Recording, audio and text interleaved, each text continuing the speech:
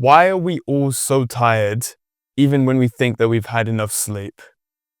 Oh, I mean, it's a question we get asked all the time about feeling tired, and there's so many different factors on why we feel tired. Sometimes it's about the quantity of sleep we've had overnight. Sometimes it's about the quality of sleep we've had. So quite a lot of people get really focused on the number of hours that we sleep. If you ask most people, like, how many hours do you think you sleep? You should sleep a night. Most people will probably say the figure eight. But actually, we all need different amounts. So actually, it's fairly normal for anyone to get anything between sort of 6.5 hours of sleep per night up to about 10.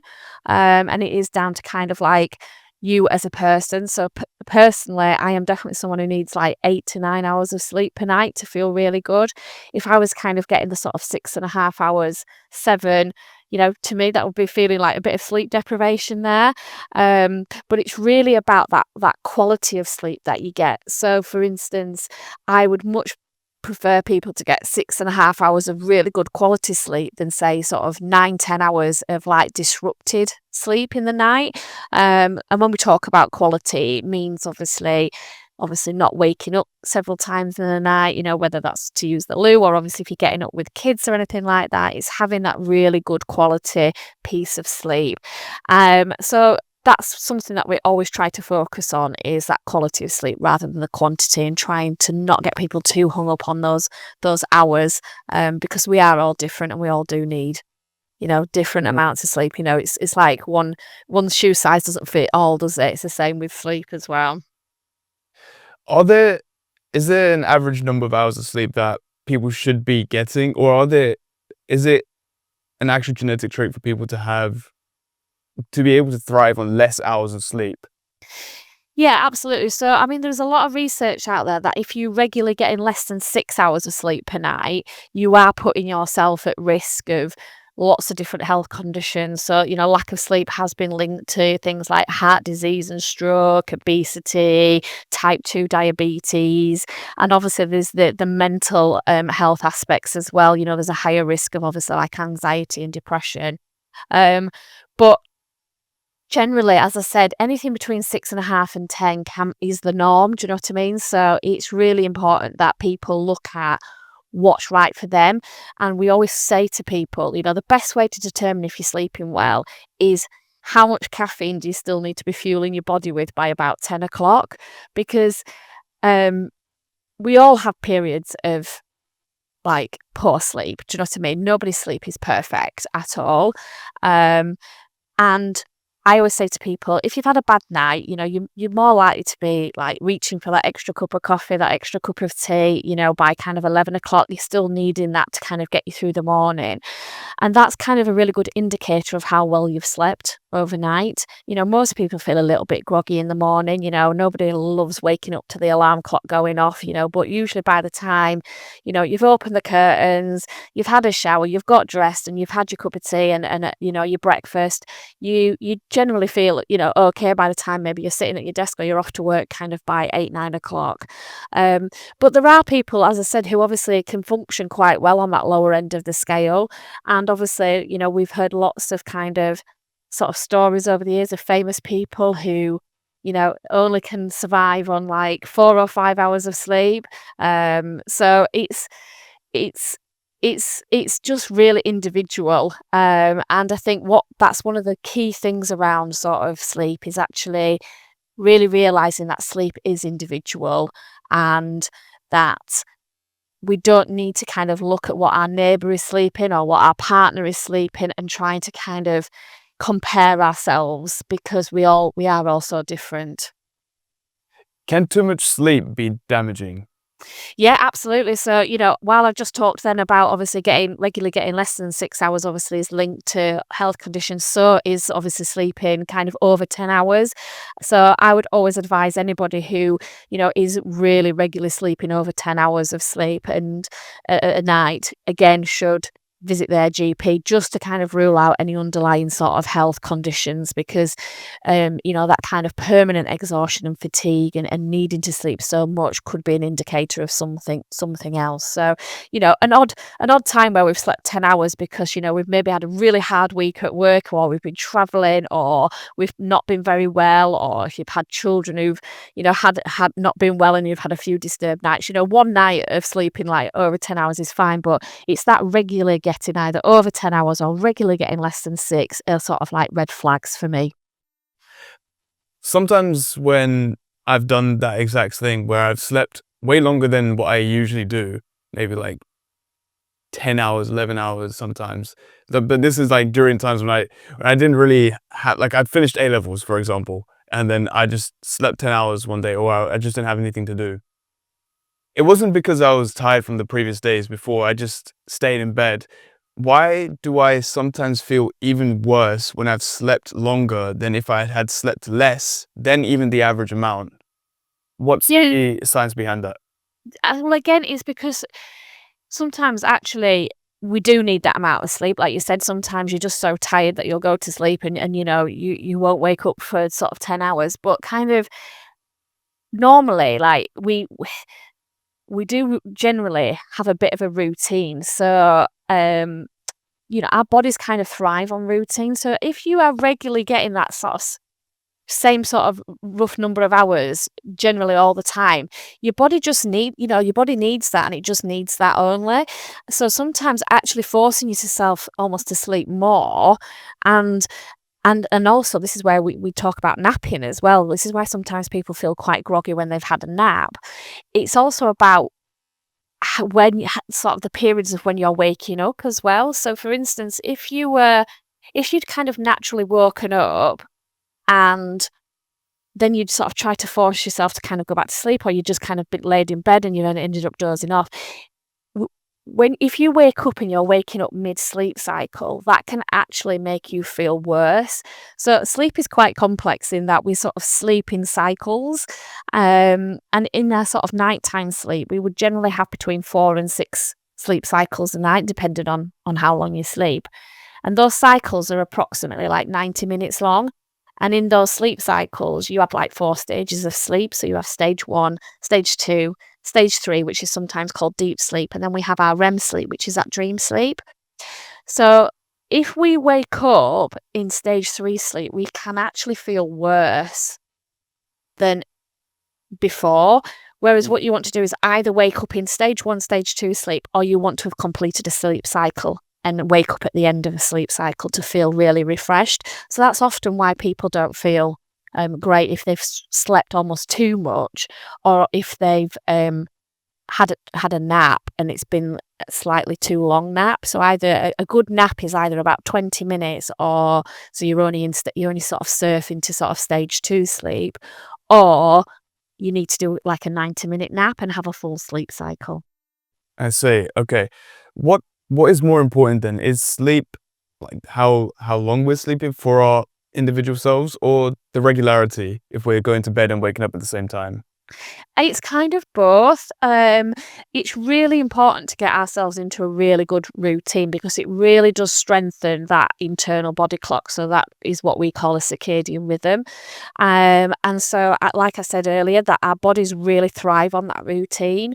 And once we kind of get into that routine, we'll probably find that those hours you find your kind of rhythm there with what hours you need. To kind of really get that body clock really strengthened, I always say to people, it's the time that you wake up is actually a little bit more important than the time that you go to bed. So to start with, if you are a little bit kind of out of sync with kind of your bedtime and wake up times, to begin with, go to bed when you feel sleepy. So for a few nights that might change a little bit. So it could change from sort of 10 o'clock to 11 o'clock or something like that. But try to stick to that same wake up time. Then what you will find is you'll start to get into a bit of a habit, and you'll start to naturally feel sleepy at the same time at bedtime. And obviously once you start doing that, that becomes kind of like your regular bedtime. Because the worst thing a lot of people can do is try to go to bed when they're not really sleepy. And so what happens then is people find themselves tossing and turning, their body's just not ready for sleep, it's not prepared for sleep. And that then can set off that little bit of anxiety around going to bed and what sleep looks like.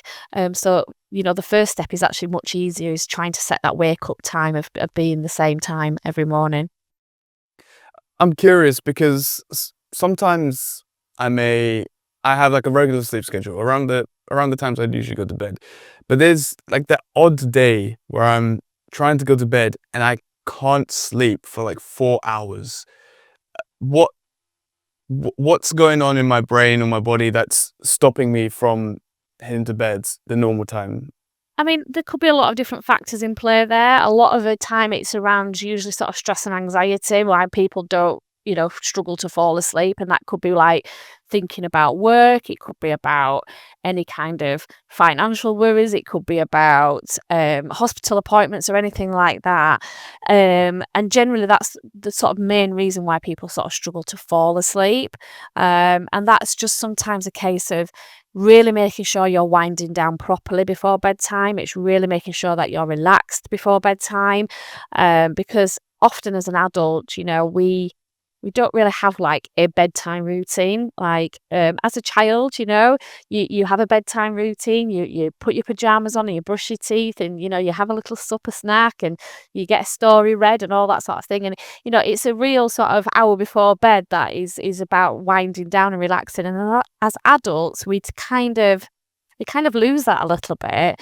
And actually, it's really important because we've got a lot going on. Do you know what I mean? With kind of work or families or finances or our health. And it's really important that we take that time before bed to really relax. And that how you do that is entirely up to you. There are a lot of obviously top tips out there and that you can do, everything from kind of spraying your room with lavender and reading a book or having a bath. But it's about really finding something that works for you, something that you can sustain, because I think there's nothing worse than someone telling you that you've got to have a bath every night if you're someone who doesn't actually enjoy having a bath, or you don't have a bath or something like that. Like for me, reading is a great sort of relaxant for me. I'm not very good at things like meditation and mindfulness. I end up starting to think about something else I would rather be doing. But for some people that works really well. Some people like doing like jigsaws or like adult colouring that that you can do now. And it's about finding something that's good for you. It could be listening to a podcast, you know what I mean? It's finding something that you want to do in that hour before bed that doesn't feel like a chore. And actually something that you enjoy doing, because I just think there's nothing worse than almost making yourself do something to relax, but it's actually not very relaxing for you. It kind of defeats the object in my eyes. Yeah. And that's often why people, struggle to kind of fall asleep. One of the other sort of big sort of pieces of advice that I do give people is having like a notepad and pen in the bedside drawer, because generally like when people get to bed, that is usually when kind of all those like thoughts come rushing to the front, or it could be when you start thinking about like your to-do lists or anything else. And I have this notepad and pen. Actually, all my good ideas come to me when I get into bed as well. So like then I'm like, oh, I don't want to forget this really good idea. I need to share it tomorrow. I just write it down so I know it's there for me to deal with in the morning. Equally, it's always when I get into bed that I think about, God, I really need to like book the kids' school trip and I need to do this. And then if you don't write it down, I just think it plays over and over in your mind. And, Mhm. I think it sets off that sort of pattern of anxiety as well. Okay.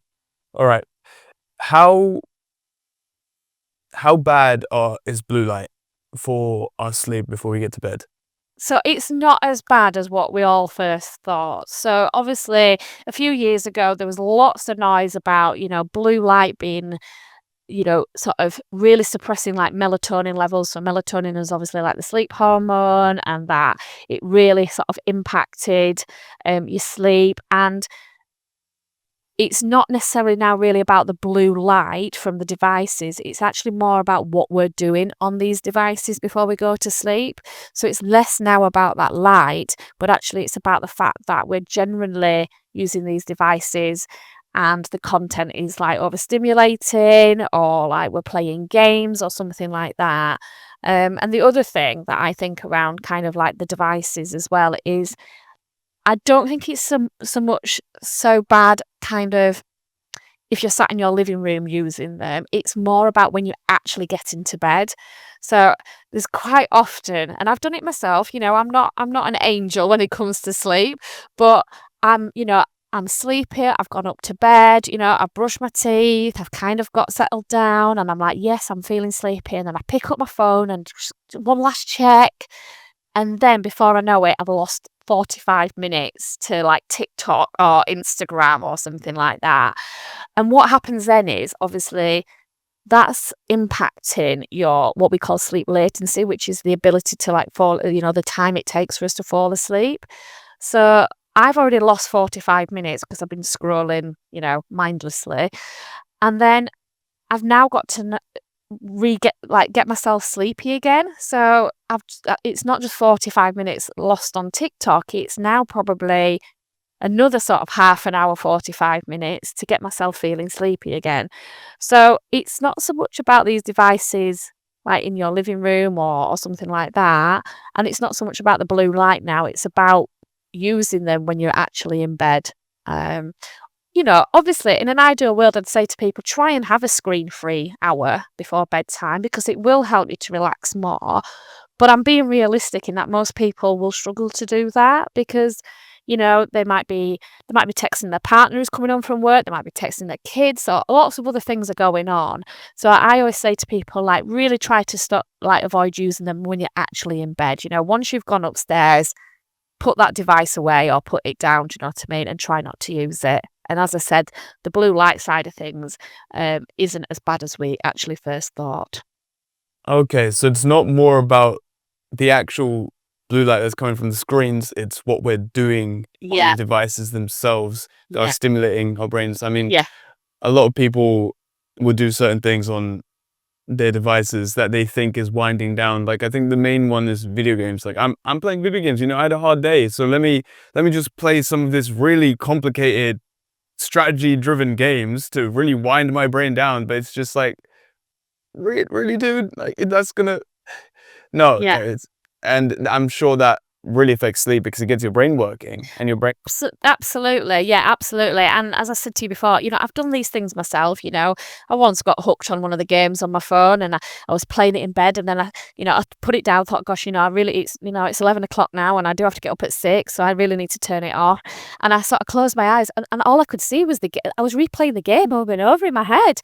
And I was like, this is absolutely ridiculous. Like, obviously, I do take my own advice most of the time, but there are occasions where you do things, you know what I mean? And I realized then that I was just replaying this game. I was like literally doing it over and over again. And I was like, yeah, this is really bad. This is, I definitely shouldn't be doing this. I do know better. On the point of replaying stuff, if you can't get to bed, how effective is counting sheep in your head to actually get to bed? I mean, to be fair, you could count sheep, you can count horses, you could count chickens. It doesn't really matter. I think the process behind that is about having something really mundane to kind of think about. So, um, as I said earlier about obviously stress and anxiety is like one of the main reasons people really struggle to fall asleep. And that's because they're like ruminating and, they're thinking about all these different things and it's really hard for the brain to shut off. Doing something like repetitive, like counting sheep or whatever else you want to count, it's keeping your mind off all those are the things that you're worrying about. So it's a really just a repetitive task. There's other ones you can do where you can count back from 100 in like sevens because that's quite difficult to do for a lot of people. Obviously, if you're an accountant, maybe that's not the right thing. You probably love that challenge. If you're a maths genius or something like that. But it's about giving yourself something really like boring to do and it takes your mind off the things that are stressing you out. So that's where the kind of counting sheep came from, really. I see. So it's just about finding something that's boring enough Yeah, to keep your mind on it, but not enough to make what it. stimulate you. Yeah, Yeah. yeah, All absolutely. right. Yeah, Okay. yeah. All right. Moving on to like the broader subject of sleep. What exactly is sleep, and what's going on in our brain and our body when we do it? So it's, as I said earlier, it's quite a complex thing, sleep. It's more complex than I think a lot of people think. I think, speaking to like just the general public, it's a case of you go to bed, you close your eyes and you wake up in the morning. But actually a lot more goes on, it's not a passive process. There is a lot going on. The only thing is we actually still don't really know why we sleep, but we know that we need to sleep. We know that it's really important for kind of our health and our well-being, and we know that actually we can't survive without it. And it's as vital as like water and oxygen, and obviously sleep deprivation is used as a form of torture as well. So, we know that actually we need to sleep. We just don't know really why we sleep. Just that as we sleep, the body does repair itself, and it's about like that repair, it's about that recovery. Like when we do sleep and we have these different stages of sleep, that deep sleep that we have is very much about like growth and development. And our REM sleep, which is the dream sleep, is about our sort of emotional memories and things like that. So we know that all this has to happen in order for us to kind of process and grow and repair and develop.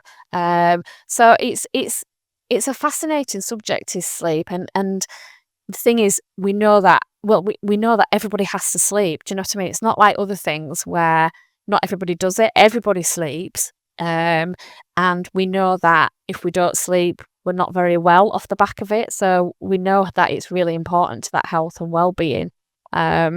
So it is a fascinating subject, and we just don't really know why we have to do it. And people are still trying to figure that one out.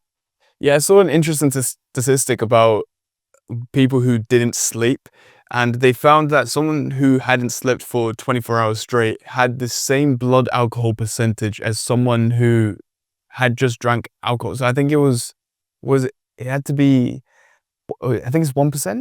Something like that. Yeah, there is a statistic out there about that, about sleep deprivation and linking it to how many, like you say about drink driving and being over the alcohol limit, and it being the same or more. And yet it's something we don't think about, do we? If we're sleep deprived, we still get in the car the next day, and we still drive, whether it's to work or we're driving our kids to school, and yet it is as dangerous as drink driving. It's just that there's just not the same awareness about it, I don't think. And also it's really difficult because drink driving is something that you can control. You can control how much alcohol you're consuming. And if you know you're driving, you make that conscious decision not to drink anything.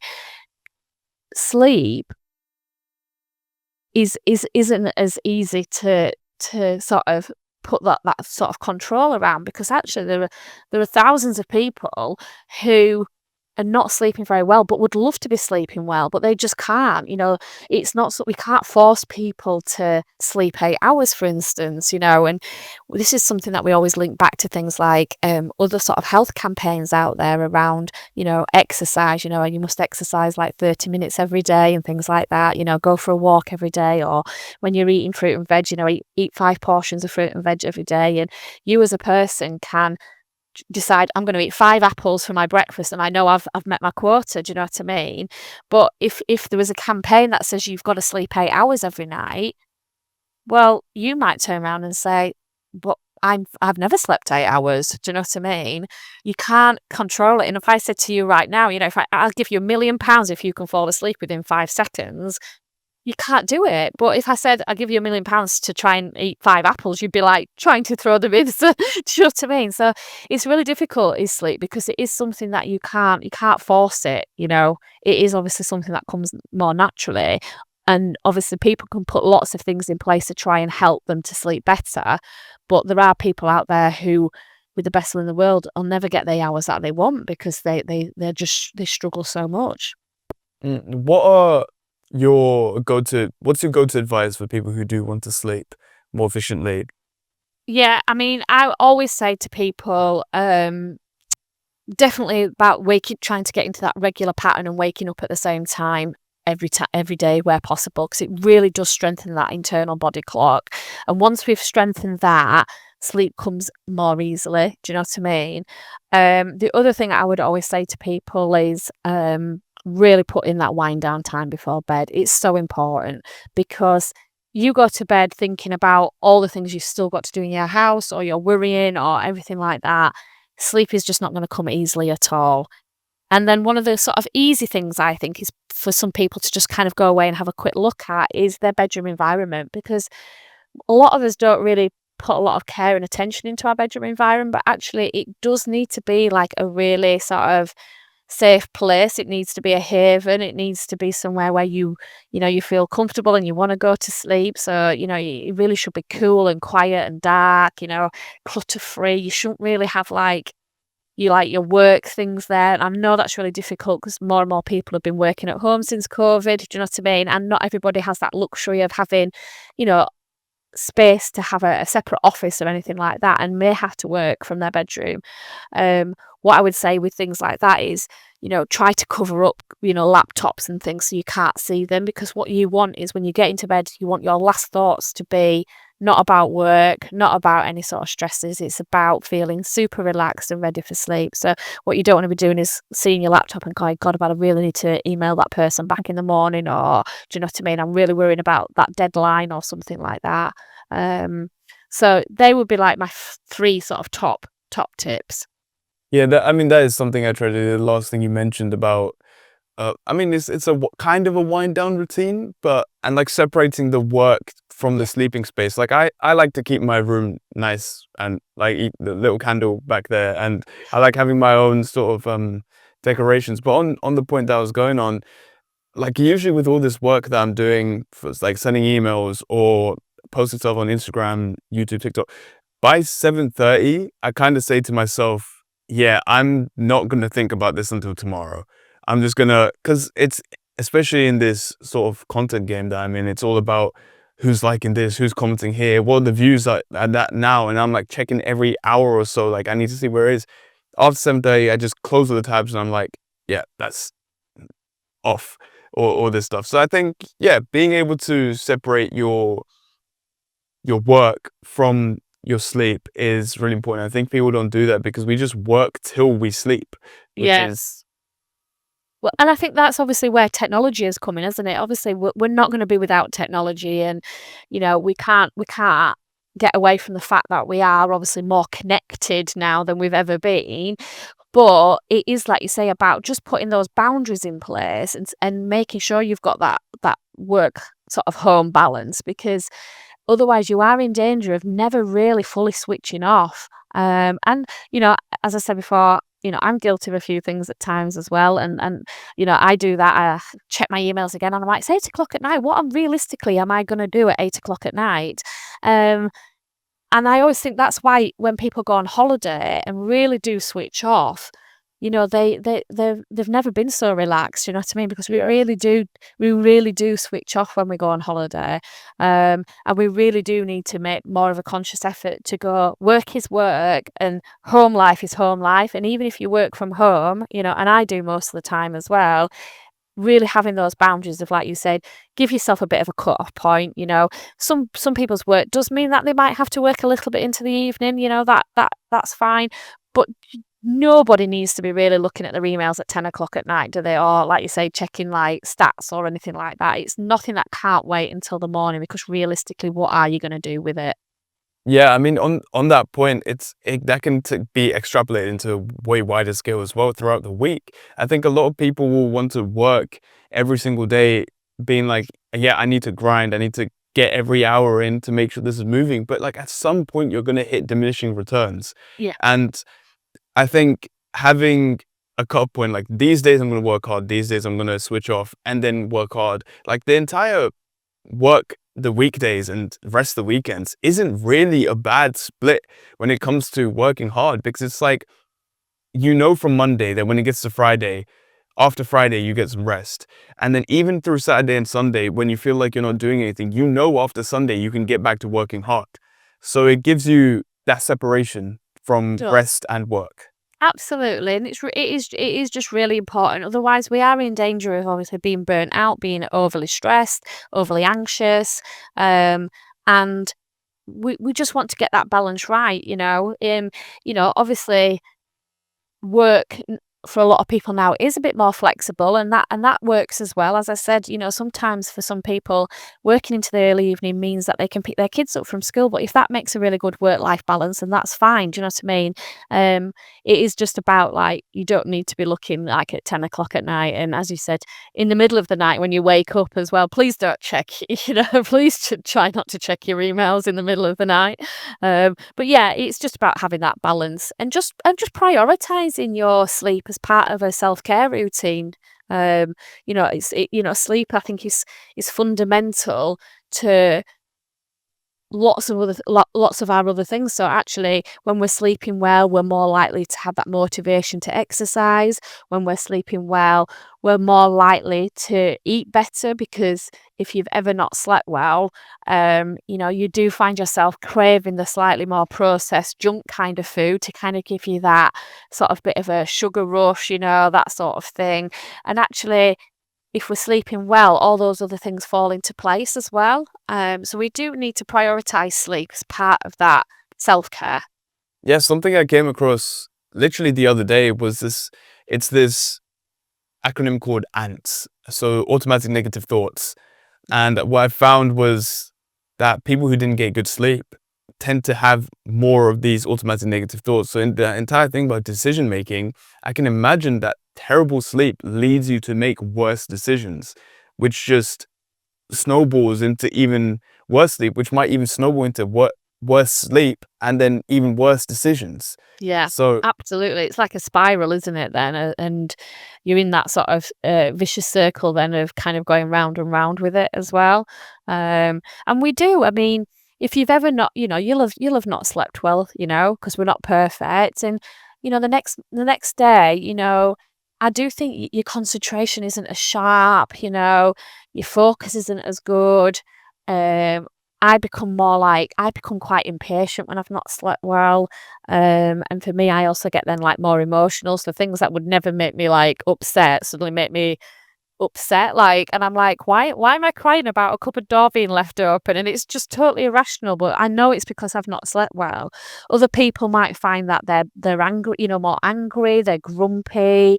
And like you said, there are things around like poor judgment, poor decision making, errors, that sort of thing. So, it can have a huge impact. But what we want to sort of say to people is, it's okay that if you have a bad night's sleep, do you know what I mean? It's, that's absolutely normal.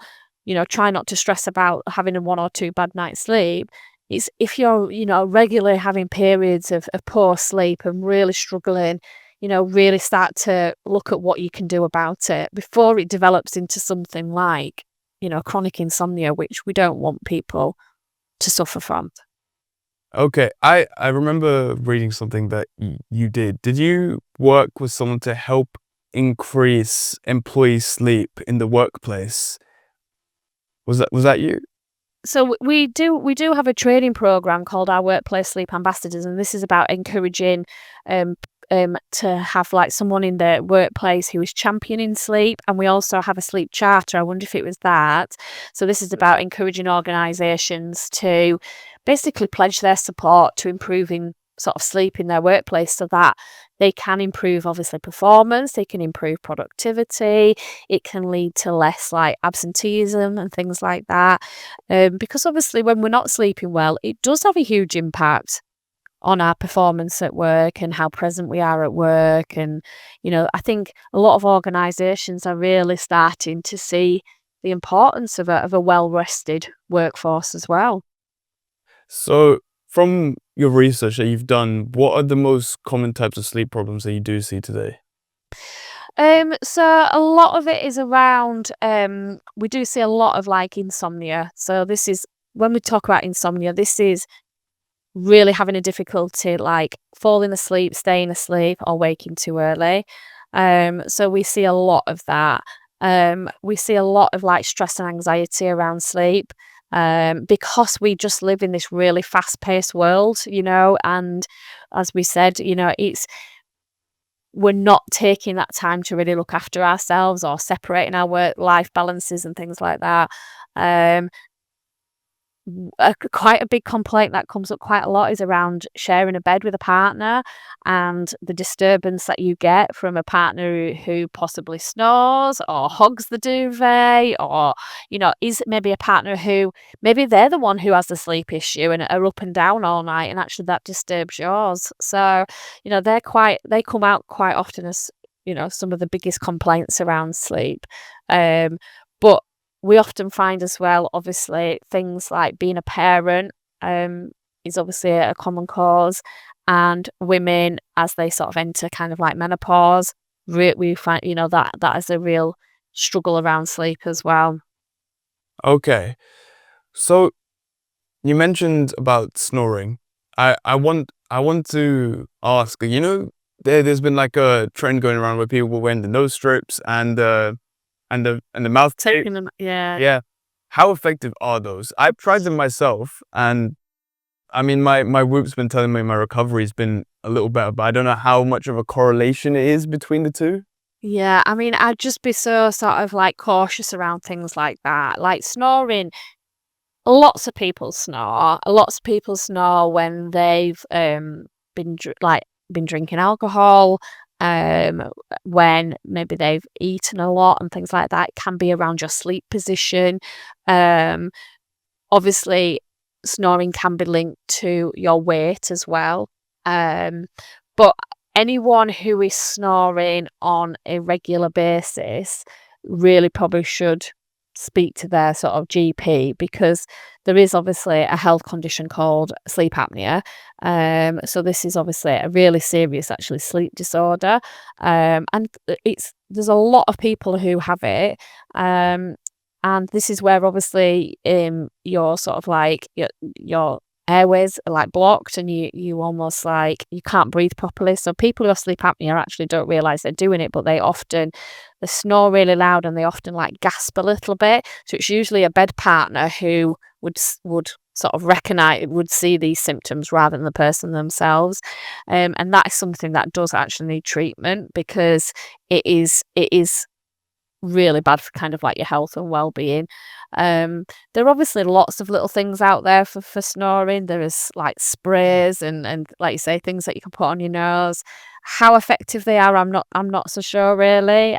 Some of it might be a bit placebo effect. I guess it depends on the severity of your snoring as well. But I'd be very cautious about the mouth taping. I mean, that scares me completely. And I've noticed some people get claustrophobic from having. Yeah. I've from the mouth tape specifically. I don't think I've seen much benefit. It's just like a bit of a pain to get off in the morning, especially because I have a beard and it's just Gosh, yeah, it's like waxing is like removal, isn't it? Hair removal that for you. Jeez. 100%. But what's the 80/20 when it comes to snoring? So what's the 80% of the big buck that things that we should do to help decrease the amount of snoring that we do during the night? And I'm guessing the 20% would be like the mouth tape and all that kind of stuff. But what's the 80? Yeah, I mean, I would say probably it's about your sleep position. So I think if you're sleeping on your side, sort of decreases snoring. Sleeping on your back means that obviously that's where it sort of flaps down, and that's when it kind of like, you start to snore and stuff. So getting into the right sleep position is really helpful. Obviously, trying not to drink too much alcohol, because that obviously does it as well. If you know that you're like overweight, trying to obviously lose a bit of weight can be really helpful if you know that you are a regular snorer. And they would be like the biggest things around kind of trying to reduce, reduce your snoring episodes, I guess, really. Okay. All right. So sleeping positions, is it individual, or is there the optimal sleeping position that we I should? mean, yeah, I mean, the thing is, it is obviously down to personal preference, because we do all like to feel a different sense of like comfiness in bed. Sleeping on your side is probably the better positions to be in because of the way, like, the support of your mattress will be around your, like, your spine and your hips and your shoulders. Um, so, sleeping on your back, as I said, can contribute quite a lot to obviously, like, things like snoring. Sleeping on your front can put a lot of pressure on your back. But the thing is, we move several times in the night. So even if you go to sleep in one position, the likelihood is you're not going to wake up in that position anyway, because we move so much in the night and we don't even know we're doing it half the time. But sleeping on your side is generally sort of like more preferable, just because I think of like the support. But I'm terrible. I kind of sleep kind of mostly on my front, kind of twisted. It's probably terrible for my back. And I like to sleep with my like arm under the pillow, but that's because it's comfy for me. But yeah, I would say sleeping on your back's probably one of the worst positions, but sleeping on your side is probably the best. I want to get into sleep paralysis. I've heard that sleeping on your back increases the likelihood by a large percentage of sleep paralysis. So why do some people get sleep paralysis? Is there a reason behind it? So, I mean, sleep paralysis you know, is a sleep disorder. And it's obviously when you feel it's a transition between kind of like wakefulness and sleepiness.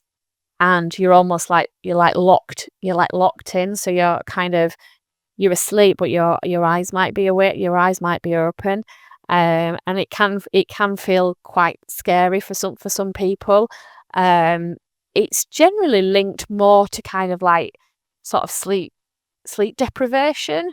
So I didn't realize there was kind of I suppose sleeping on your back. I'm not really sure like what the science is around that. The main sort of trigger of sleep paralysis is usually sleep deprivation or people who have quite irregular sleep patterns. So shift workers or night workers, for instance, quite often suffer with sleep paralysis. And so that the advice we would give around there is obviously trying to kind of keep as regular hours as possible, but trying to sort of strengthen that internal body clock and keeping that sleep environment as optimal as you can, and avoiding things like alcohol and caffeine and things like that around around bedtime. Sleep paralysis is also closely linked with another sleep disorder called narcolepsy, which is people who fall asleep very suddenly as well. I'm not sure of like the science between kind of sleep paralysis and sleeping on your back, and why that would be a trigger. I have heard it, but usually it's around the sleep deprivation with sleep paralysis. Okay, all right. So how does sleep differ between children, adults, and the elderly? Okay, so between sort of children and adults, children obviously do spend a lot longer sleeping. So that duration of sleep does shorten as we kind of, I suppose, kind of hit kind of like our sort of early 20s. So up until that point, sleep is really important for children's growth and development. That's why kind of kids are like sponges because they are just retaining information all the time, and it is really part of their growth and development. So obviously babies spend a lot of time sleeping, probably more sleeping than awake, and that kind of changes as they hit kind of like being sort of preschool, and then that decreases in sort of chunks between like primary age and then as you kind of get into your teenage years, and then as you kind of hit like being an early adult, that's when generally anything between kind of like sort of that 7 to 10 hours will probably be acceptable, as a period of sleep. And then as you get a little bit older, kind of 6.5 to 10, there is a massive misconception that older people don't need as much sleep, but actually they do. It's just sleep changes as you get older. You get less of the deep sleep, the stage 3 sleep, so you don't have as much of that. That's really refreshing sleep is deep sleep. So as you get older, you spend less time in deep sleep. So your sleep isn't as rejuvenating, and also like you don't produce as much melatonin, so sleep feels like it's harder, and it doesn't feel like it's doing as much good as it did when you were younger, but it is, you are sleeping the same amount. You might just be taking it differently as well, hence the sort of term of like a nana nap in the afternoon and things like that. They might find that they generally want to go to bed earlier, but they wake a lot earlier as well. Before we get back to talking to Lisa about sleep, let me tell you about this show. I've spoken to some great minds. Some you may know, some you may not. Regardless, they've all taught me something to help me and you understand the world. So if you want to see more content like this, do click on the subscribe so that you can help yourself gain a new view on the world. So you don't want a room that is too hot. So ideally, sort of a temperature between like 16 to 18 degrees Celsius is about right.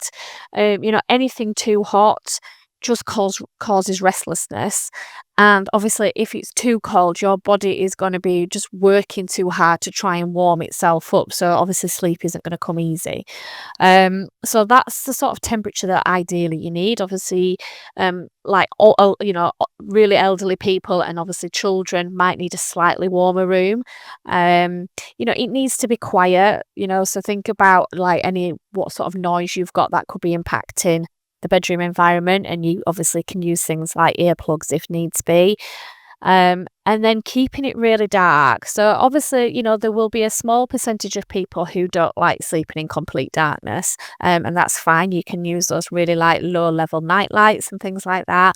But for the majority of us, we do generally need quite, a fully darkened bedroom, and that's because when we're in darkness, the production of melatonin, the sleep hormone, increases and obviously gets to its highest amount. So we want to like eliminate kind of any light, so anything that can obviously start to reduce that melatonin level. So obviously, if you've got kind of any bright street lights outside, you want to make sure you've got blackout blinds or curtains, that are going to block anything out. Like sometimes like these digital alarm clocks, people might not think they have an impact, but they can, especially if you're quite sort of sensitive to light as well. So it's just about keeping it as dark as possible so we can keep that melatonin high to keep us feel sleepy. And then, as I said, ideally, it would be clutter-free. You'd kind of keep your bedroom as this kind of sanctuary space so that it isn't, it isn't a mess. And yes, I know you go to sleep with your eyes closed. So people might say, well, my eyes are closed, so I can't see anything. But you don't want your last thoughts to be looking around the room going, oh, there's all these like piles of clothes that need putting away, or paperwork to sort, or just a general mess as well. Okay, so you mentioned that we would prefer to go to bed with no noise.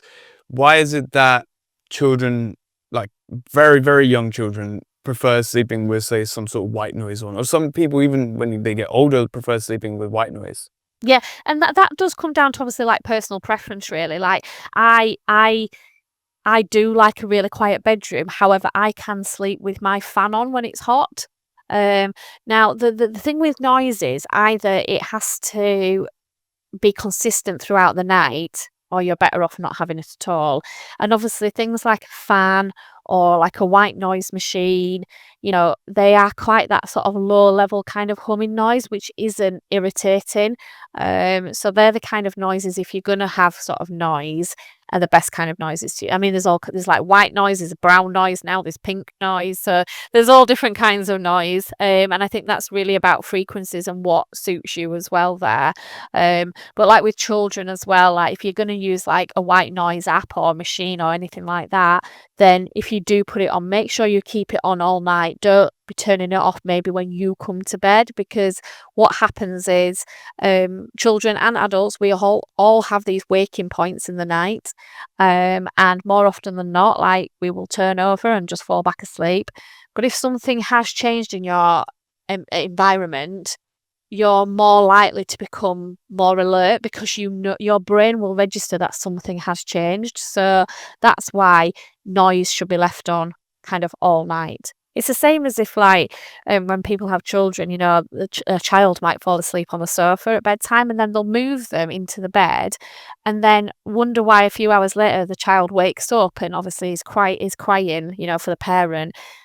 that's because their environment's completely changed. If you think about yourself as an adult, if you fell asleep on the sofa and then when you next woke up, somebody had picked you up and put you somewhere else, you would, when you came to that waking point, you would be like, "What has just happened?" Wouldn't you? You would become more alert. And it's only really when you really think about these things, you go, "Oh yeah, that actually makes a lot of sense why you should keep your environment the same, because when those waking points happen, you want everything to be consistent." Yeah, yeah. When you mentioned about the noises stuff being consistent through the night, that's the main reason why I thought, like, there's been times, like, for example, my parents have their friends over, and I'm, like, up in my room. I can still hear them. I can hear the music, and I'm sure it's gonna go on late till night. And I try to sleep, and I actually end up being able to sleep regardless of the noise because it's a consistent noise for a longer period of time than when I start to go to bed and during the middle of the night, for example. So yeah, it makes complete sense. Uh, you said something about the lights digital alarms, but not the lights specifically, but should we be using alarms to wake ourselves up, or should we wake up naturally? In an ideal world, we should wake up naturally, because what would happen is your body would naturally come to end of one of those sleep cycles. You would wake up because you've had four to six of those cycles, and you would just feel really refreshed and rejuvenated for the day. However, obviously, a lot of us are tied to a 9 to 5 role or any other kind of, I suppose, you could be starting at 8 or whatever, or you could be tied to getting children to school, and we do have to set an alarm clock. What you will find, obviously, and I think especially as you get older as well and you get into this routine even more so, that even now at a weekend when I won't set an alarm, there isn't a lot of variation between what time I actually get up. So it's not quite as early as I do midweek because I've got, the kids to sort and to be obviously sat, at my desk for kind of 9 o'clock. But it's usually within about an hour. I won't wake up much later than that. And that's because I am waking up naturally, but I'm also, because I'm in this routine of, that is really where my sort of rhythm is. Because if I generally go to bed now at the same time all the time, because I'm not a party animal anymore. I'm slightly on the older end of the spectrum, and and our bodies obviously do thrive on it. So even when I don't have an alarm at a weekend, I generally don't find myself lying in, much past an hour of what my alarm clock would have gone off at anyway. Okay, all right, interesting. I've seen that you've done some work on CBT therapy. Well, CBT. What is it, and how can it help chronic sleep problems? Yeah, so CBTI, so this is cognitive behavioral therapy for insomnia, is the gold standard, like first line treatment for insomnia. So it's the treatment we should all be getting access to if we are struggling with insomnia. However, it's quite hard to access still at the moment. It's very much like a postcode lottery. Face-to-face CBTI is harder to access than digital CBTI, so there is obviously two versions of CBTI as well. And CBTI works on sort of three sort of main sort of principles. Firstly, it's the CBT element of it. So this is about, tackling those like negative worries and thoughts around bedtime.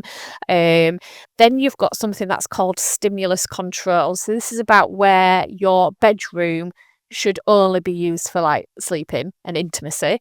So it is about, it's not a place where you work, it's not a place where you ruminating, it's not a place where, you watch telly and things like that. So it's very much about, this is a place where you sleep. So it's making sure that you go to bed when you're feeling sleepy. It's about, if you're still awake after kind of 20 to 30 minutes, it's about getting up and going and doing something relaxing until you feel sleepy again, and that could be at bedtime or it could be within the during the night as well. And then the third element of it is called like sleep restriction, or it can be called sleep retraining or sleep rescheduling. And this is quite the most difficult part of CBTI, to be fair, because it is kind of almost as awful as it sounds in terms of sleep restriction. Because what would happen is you would have completed a sleep diary, and we would have worked out roughly on average, how many hours of sleep are you getting per night? You know, with your bad nights and obviously your good nights. And say it comes out at like 5 hours, for instance. So that's your average. If you say to me, well, you know, I have to get up at 7 a.m. every morning for work, we would go, right, so you're getting 5 hours. So we count back from 7. You can't go to bed till 2 a.m. So Okay. yeah, so for a period of time while you're so this is about really strengthening your circadian rhythm. So for a period of time, you cannot go to bed until 2 a.m. You've got to do everything. Even if you start to feel sleepy, you've got to force yourself to not go to bed till 2 a.m. So it is difficult, and it should be done in conjunction with a trained CBTI therapist. This isn't something you should just do by yourself, because it sometimes gets worse before it gets better. And it might need a period of like being on annual leave, or a period of time where you know that you haven't got anything like really major to be doing, because it can be, it does get worse before it gets better. But what happens is you'll find that starts to work, and actually, because you're so tired by 2 a.m., you have this really good 5 hours of sleep. Once you've done that for a few days, you would maybe move it till 1:30. And if you continue, then you'll move it to like 1 a.m. And gradually you'll get this like chunk of sleep then that is better than you've ever had. It's just that initial point of, obviously, most people think staying up till 2 a.m. sounds quite horrendous, isn't it, for a lot of people? But you have to look at it of going, but you've never got more than 4 or 5 hours of sleep a night, but you've taken it by going to bed at 10, tossing and turning for an hour and a half, maybe falling asleep for a little while, then waking up. Actually, that's not great sleep. So is it really any worse than what you were getting? It just sounds worse, I think, because you're going, what do you mean I can't go to sleep till 2 a.m.? So that's why it is the kind of gold standard treatment. It has really positive outcomes. You know, there'll obviously always be a few people who don't get on with it and it doesn't work, because not everything works 100% of the time, but it does have a real positive outcome for most people with insomnia. Yeah, it's like you're kind of compressing Yes. everything down into smaller thresholds so that everything is aligned and that you Yeah. can get more quality sleep. Yeah, absolutely. And obviously by that point, at kind of like, say, 2 a.m., your sleep drive, so this is the pressure to sleep, will be so high because you are really ready to sleep. And that's what we're trying to do, is we're trying to build that circadian rhythm up and also build that sleep drive to be really, really high. And that's they're the two kind of most important things in getting a good night's sleep, having those two things in place. And that's what CBTI does. Hmm. I mean, I've seen a kind of softcore version of this be played out with a lot of people where it's just like, oh, you can't wake up early in the morning? Wake up early one morning. You're probably going to be really tired because you didn't get enough sleep. But that means that you're going to be able to sleep earlier tonight because you were so tired this morning. Yeah. Which means that if you do that over a consistent basis, you can reset your circadian rhythm to be a Yeah, and that's the kind of sort of thing, isn't it? Because what happens is we generally need around 15 waking hours before we feel sleepy again. So, you know, most people, like, so if they're getting up at, say, 7 a.m., you know, will naturally start to feel sleepy by 10 p.m. Do you know what I mean? Because I think that's 15 hours if I've done my maths right. Uh, s- s- And so what happens is, like, this is why we sort of try to say to people about waking up at the same time, because if you get to the weekend and you decide, oh, do you know what, I want a lazy lie in, I'm going to sleep till 11 o'clock or whatever, great. But if you don't get out of bed till 11 o'clock, 15 hours from then is going to take you to past midnight. Yeah. So then you won't feel sleepy till past midnight. So then what happens then is, if you want to wake up at 6, 7 o'clock and you're used to getting normally 8 hours of sleep, you've suddenly shortened your sleep by an hour or two. Or if you then continue to sleep late again, you're then literally pushing your sleep on each day. And then say this is over a weekend, come Monday morning, when you do have to get back up early, you're all out of sync. And this is why that sort of regularity around your bedtimes and wake up times is really important.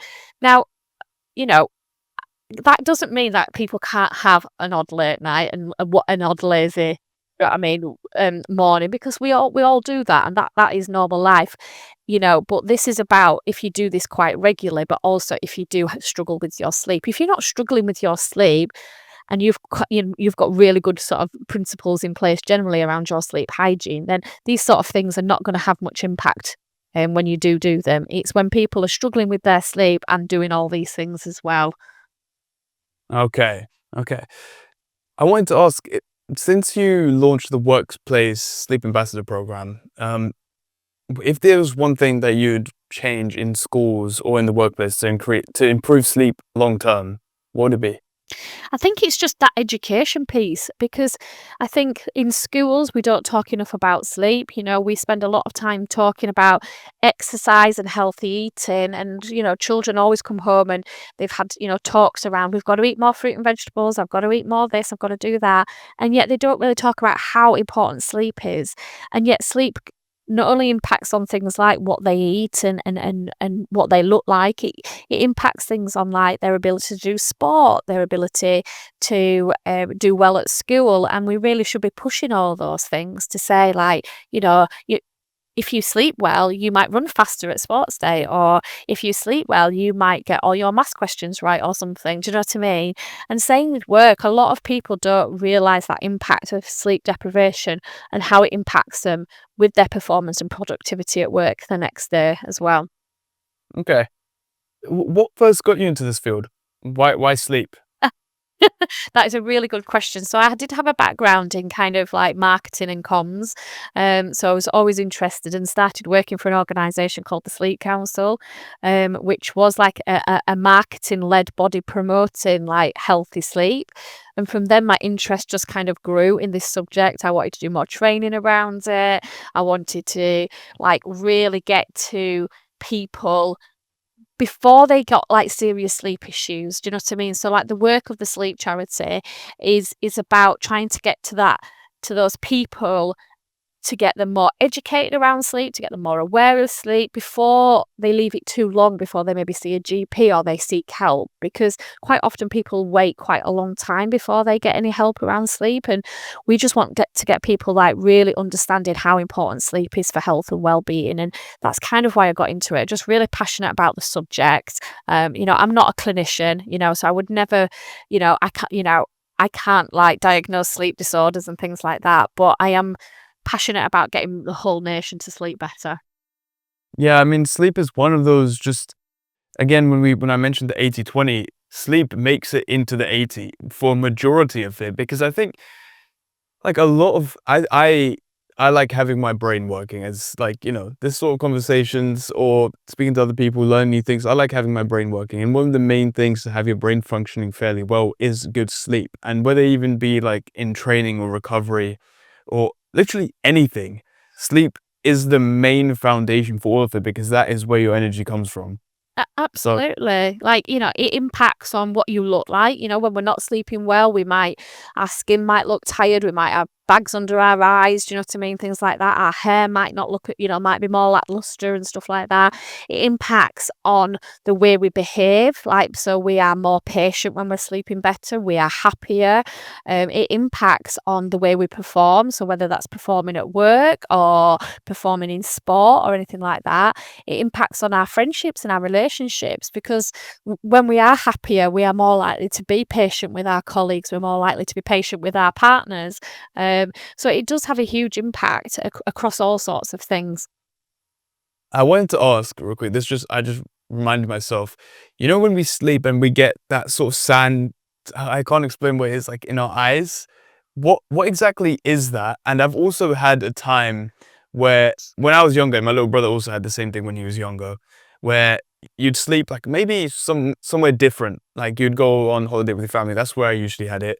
And you'd wake up the next morning, your eyes would kind of be glued together because of the overproduction of it. So what is it? And why does that overproduction happen? Rarely. I mean, a lot of it is usually, I think, around environmental conditions, to be fair. So obviously, if you're sleeping somewhere else, it could be the environment that's causing that. Um, I think it's a combination of things like dry eyes as well. I don't think it's necessarily anything to do with like your sleep per se. I think it's more about the environment, and what in there is different from maybe your normal environment as well. So what is it exactly? I'm not really sure. I mean, I think it's just that sort of generally you kind of get dry, like those dry sort of itchy eyes. Sometimes like when they're sensitive to light or like, as I just said, think I'm guessing they've just dried out in the environment really. Okay. All right. Uh, what's one surprising thing that you've learned through your research about sleep? I think the most surprising thing that I've ever learned is the fact that it's I think it's something like it takes years before people see a GP about a sleep issue. And I find that really surprising because if you had any other kind of ache or pain or complaint, you would generally see your GP within a matter of kind of weeks. And yet people, when it comes to sleep, seem to think it's okay, like not to sleep well. And I've come across a lot of people over the years who were like, well, I'm just obviously someone who doesn't sleep.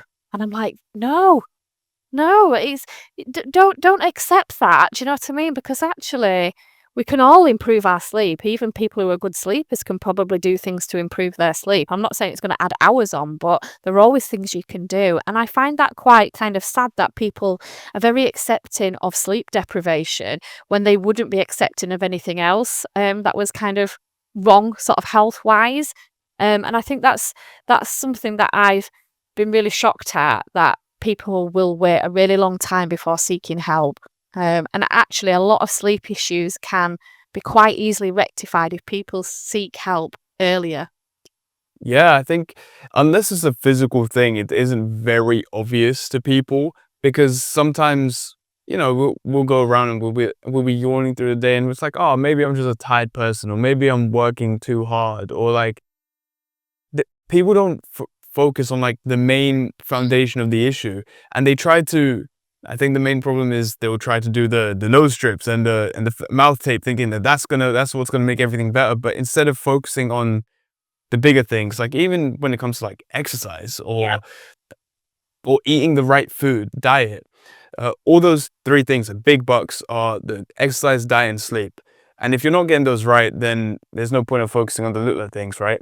Yeah, absolutely. I mean, we spend a lot of time, don't we, on like, over the years, gym memberships and back in the day, exercise DVDs by the latest celebrity, in this bid to kind of, be good for our body. And people spend a lot of money like going to like slimming clubs or taking all sorts of like things that are going to help them to lose weight. And yet when it comes to sleep, people don't really do anything about it.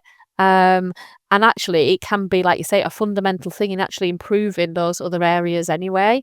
So for me, the more people can be like aware of sleep, understand their sleep, and if they feel that the sleep has changed, and obviously, as I said, it's not uncommon to have a bad night. Nobody sleeps perfectly, but if you've really noticed that, do you know, I've regularly been either struggling to fall asleep or, do you know what? It's been a month and I've woken up nearly every single night. Do you know what I mean? And I don't know why, and I'm tossing and turning. Go do something about it. Go seek some help. Go have even if it's a case of ringing the helpline or downloading some information and looking at some of the things you can do yourself. It doesn't always need to be a GP visit, but it's about what can you do maybe to improve your sleep. Okay. What's next for you or the sleep charity? What are you excited about? I think for us, we are just looking to continue our campaigning about getting a national sleep strategy with the government. So for us, we really want a focus on sleep, in public health campaigns. We want to improve sleep support for people so that they can get access to things like CBTI, which should be readily available, and it's not. So for us, if I could get sleep on a public health campaign, I'd be a really happy person. That sounds great. Well, Lisa, I love what you're doing. I think it's great to make people more aware of the sleep that they should be getting, the sort of quality, the quantity, and debunking some of the myths that people have about sleep. I think it's great the work that you're doing, and I think a lot of people will benefit off of it. Where should people go to learn more about you or to get more help about their sleep? Yeah, so we have our sleep charity website, which is thesleepcharity.org.uk, and we also have a national sleep helpline, which people can find on the website, the number on the website for that as well. That's brilliant. Well, Lisa, thank you for being on. This was a pleasure, and I learned a lot, and I'm sure a lot of people will as well. Oh, thank you very much for having me on as well.